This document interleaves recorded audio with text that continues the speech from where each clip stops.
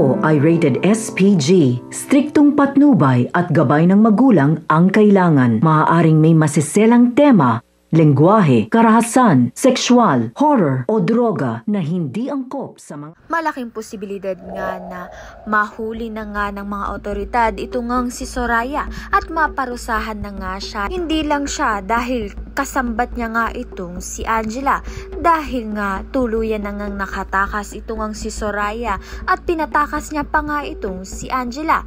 At hindi pa nga ro nagtatapos dahil pinaslang pa ni Soraya ang mga tagabantay niya. Kaya naman nga't karapat dapat nga lang kay Soraya na habang buhay na ngang makulong sa city jail sa dami ba namang kasalanang ginawa niya. Sa kabilang banda naman nga patuloy ngang pinaghahanap ni Matthew at ni Drew ito ngang si Mayumi at si Ikit upang iligtas nga ang buhay ng dalawa. At binihag na naman nga sila nito ni Soraya at mas pahamak nga ang buhay nilang dalawa dahil nga ay gigil na nga itong si Soraya na tapusin na nga ang buhay ng mag-ina. Kung kailan nga nalaman na nga ni Ikit at ni Mayumi ang katotohanan na mag-ina nga sila. Ngunit alam naman nga natin na hindi nga sila susuko sa laban na binigay nga sa kanila. Kaya naman nga yan at iba pa ang dapat nating pakaabangan. Maraming salamat sa iyong panonood.